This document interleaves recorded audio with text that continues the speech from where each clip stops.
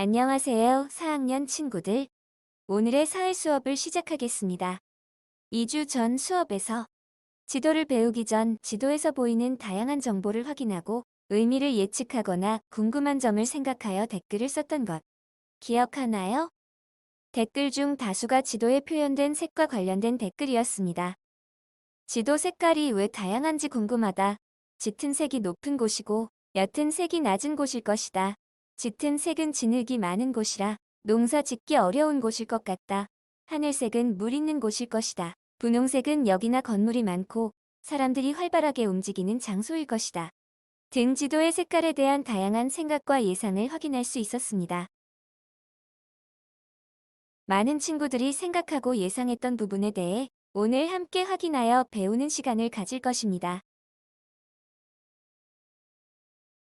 오늘의 학습 문제입니다. 지도에서 땅의 높낮이를 나타내는 방법을 알아보겠습니다. 학습 순서입니다.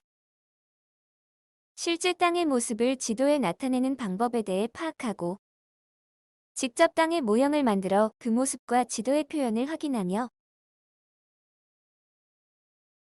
실제 모습의 그림 지도와 등고선이 나타난 지도를 비교하여 살펴봅니다. 그리고 오늘 학습한 내용을 배운 공책에 정리하도록 하겠습니다. 먼저 실제 땅의 모습을 지도에 나타내는 방법에 대해 살펴보겠습니다. 교과서 27쪽입니다. 27쪽의 지도를 확대하여 보도록 하겠습니다. 그동안 지도에 대해 배웠던 내용을 잠깐 확인해 볼까요? 지도에서 방위표가 보이지 않습니다. 방위표가 없을 때엔 지도에서 방위를 어떻게 알 수 있습니까? 방위표가 없을 때엔 지도의 위쪽이 북쪽, 기억하나요? 여기 산의 기호도 확인할 수 있습니다. 그리고 축척을 보니 실제 거리 200m를 지도 위에서 1cm로 표현했다는 사실도 알 수 있습니다.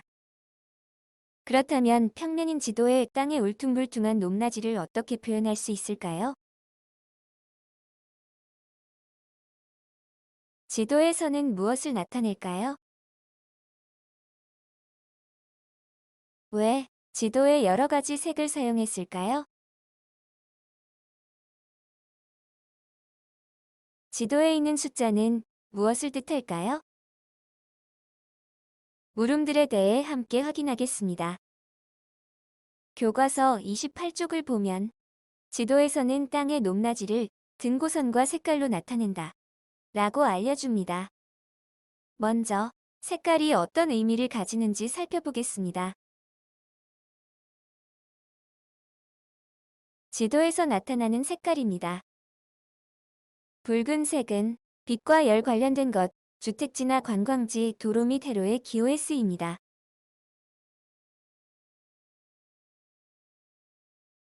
푸른색은 바다, 강, 호수 등의 물을 표현하는데 얕은 곳은 하늘색으로 깊이가 깊어질수록 파란색으로 나타냅니다. 항공로도 파란색입니다.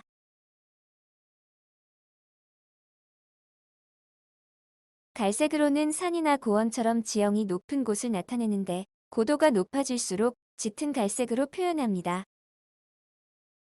검정색은 관공서, 건축물, 산, 철로 등을 나타내는 데에 쓰입니다. 노란색은 지형이 비교적 낮은 곳을 나타낼 때 이용합니다. 고도가 높아질수록 색깔이 진해집니다. 녹색은 들판처럼 지형이 낮은 곳을 표현합니다. 밭, 과수원의 기호도 녹색입니다. 지도에 나타나는 색깔 중 땅의 높낮이를 표현하는 색깔도 확인하였나요? 들판처럼 지형이 낮은 곳은 녹색을 칠합니다. 지형이 비교적 낮은 곳은 노란색을 사용합니다. 산이나 고원처럼 지형이 높은 곳은 갈색으로 표현합니다. 그리고 지형이 낮을수록 옅은 색, 지형이 높을수록 진한 색을 사용한다는 것을 확인할 수 있습니다. 색깔 외에 땅의 높낮이를 나타내는 방법으로 등고선이라는 것도 있습니다. 등고선이 무엇인지 알고 있나요? 등고선에 대해 함께 살펴봅시다.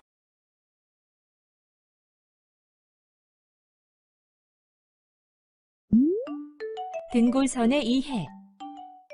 우리가 생활하는 지구의 표면은 평평하지 않고 울퉁불퉁하다. 높낮이가 제각기 다른 지표면을 평면인 지도 위에 어떻게 표현할 수 있을까? 지표면의 높낮이를 표현하기 위해 등고선이라는 것을 사용하게 되었다.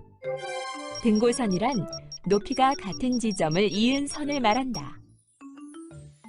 평균 해수면을 기준으로 각각의 높이에 해당하는 지점들을 점으로 찍고 같은 높이의 점들을 선으로 연결하면 등고선이 완성된다. 등고선은 선의 높이뿐만 아니라 다른 정보도 담고 있다.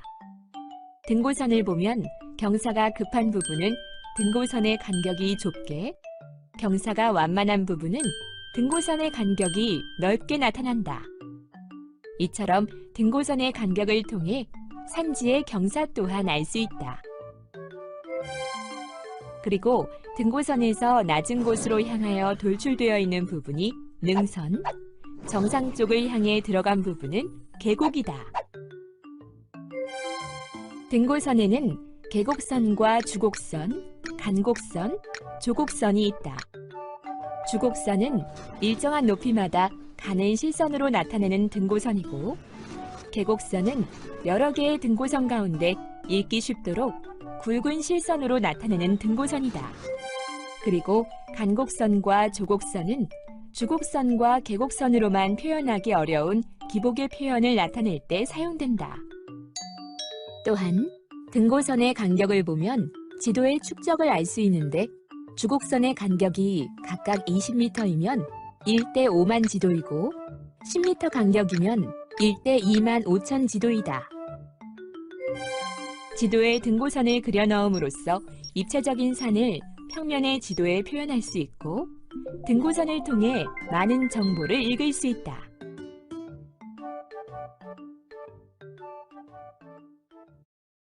조금 어려운 내용도 있었지요? 여러분이 기억해야 할 내용을 교과서와 함께 확인하겠습니다. 교과서 28쪽을 봐주세요. 지도에서 높이가 같은 곳을 연결하여 땅의 높낮이를 나타낸 선을 등고선이라고 합니다.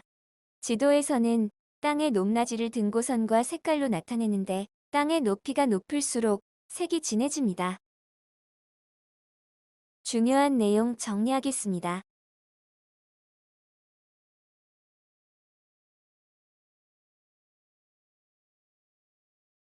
문장을 완성하여 읽을 수 있나요? 어렵다면 교과서 28쪽을 다시 한번 확인하세요. 지도에서 땅의 높낮이를 등고선과 색깔로 나타냅니다. 지도에서 높이가 같은 곳을 연결하여 땅의 높낮이를 나타낸 선을 등고선이라고 합니다. 땅의 높이가 높을수록 색이 진해집니다. 다시 한번 읽겠습니다. 소리 내어 읽어주세요. 지도에서 땅의 높낮이를 등고선과 색깔로 나타냅니다. 지도에서 높이가 같은 곳을 연결하여 땅의 높낮이를 나타낸 선을 등고선이라고 합니다. 땅의 높이가 높을수록 색이 진해집니다.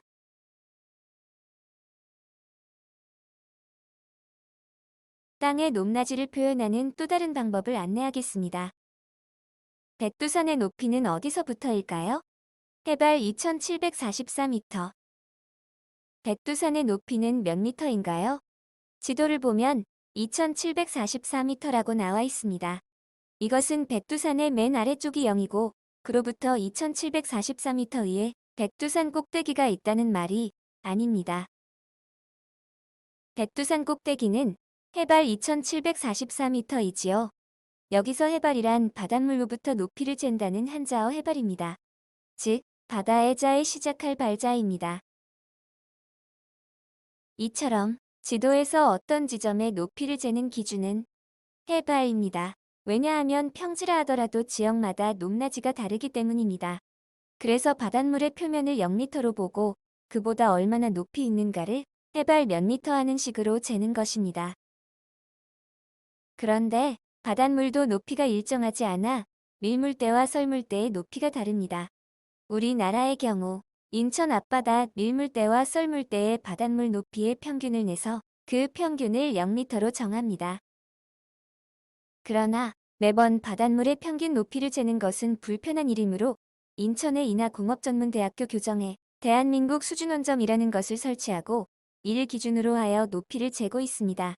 그 수준원점의 높이는 바닷물 평균 높이로부터 26.6871m에 있습니다. 이제 등고선 모형을 직접 만들어 살펴보겠습니다.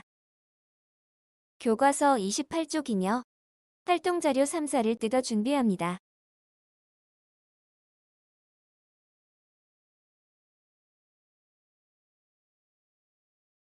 준비되었다면 함께 만들어 보겠습니다. 활동자료 3사를 모두 뜯어 준비하셨지요?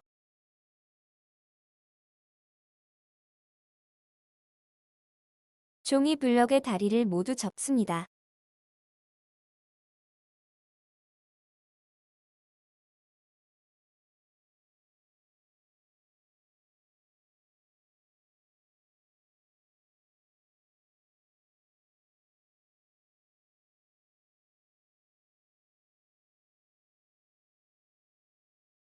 초록색, 노란색, 갈색, 고동색의 종이 블럭을 순서대로 끼웁니다.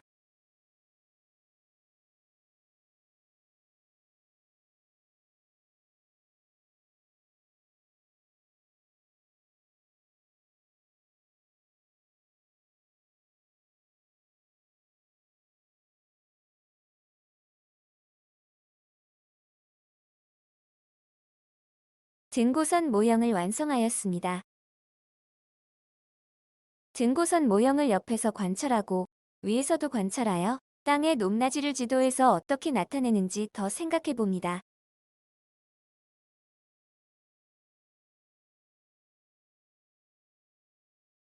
등고선 모형을 충분히 관찰하였습니까? 이제 등고선 모형을 함께 살펴보겠습니다. 먼저 녹색으로 표현된 부분은 옆에서 관찰해 보니 가장 낮은 위치에 있습니다. 그리고 고동색으로 표현된 부분은 옆에서 관찰해 보니 가장 높은 위치에 있지요. 등고선의 간격이 넓게 되어 있는 부분은 옆에서 관찰하였을 때 경사가 완만한 것을 확인할 수 있습니다. 등고선의 폭이 좁은 부분은 경사가 가파르다는 것을 비교하여 확인할 수 있지요. 이제 수업을 시작해서 보았던 지도를 다시 한번 살펴보겠습니다. 평면인 지도에 땅의 높낮이를 어떻게 표현할 수 있습니까? 지도의 선, 즉 등고선으로 땅의 높낮이를 표현할 수 있고 등고선의 수가 많을수록 높은 지형이라는 점을 알 수 있겠습니다. 그리고 등고선의 폭이 좁은 곳은 경사가 급한 지형이며 등고선의 폭이 넓은 곳은 경사가 완만한 편이라는 사실을 알 수 있습니다. 또 지도에서 색을 통해 높은 지형일수록 진한 색을 사용함으로써 땅의 높낮이를 나타낼 수 있습니다. 지도의 숫자는 산에서 가장 높은 곳이 해발 몇 미터인지 알려줍니다. 평면인 지도에 땅의 높낮이를 표현하는 방법 알겠나요?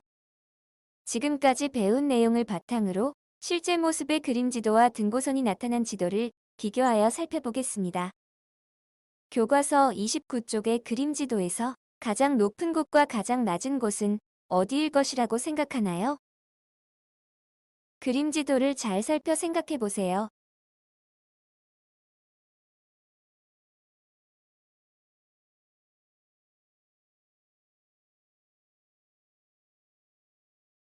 활동자료 5를 준비합니다.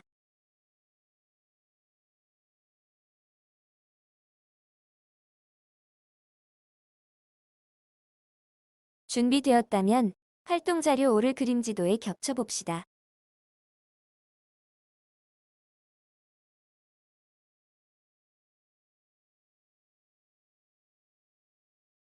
그림 지도에서 가장 높은 곳과 가장 낮은 곳은 어디인가요? 가장 높은 곳에는 동그라미표를, 가장 낮은 곳에는 세모표를 해봅시다.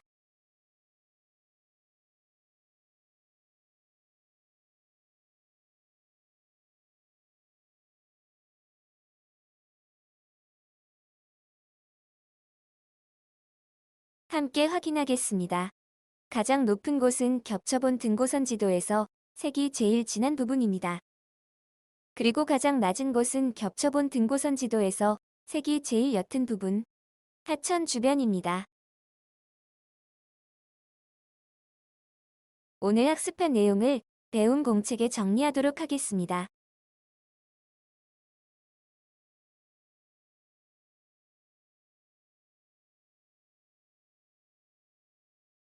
오늘은 지도에서 땅의 높낮이를 나타내는 방법에 대해 알아보았습니다. 땅의 높낮이는 등고선과 색깔, 그리고 해발 몇 미터인지 숫자로서 표현할 수 있습니다. 등고선이란 높이가 같은 곳을 연결하여 땅의 높낮이를 나타낸 선입니다. 지형이 높을수록 진한 색깔로 나타냅니다. 그림으로 정리해 볼 수도 있겠습니다. 들판 같은 곳은 녹색, 그리고 낮은 지형은 연한 노란색으로 표현하고, 높은 지형일수록 진한 색으로 표현한다는 것을 오늘 배웠습니다.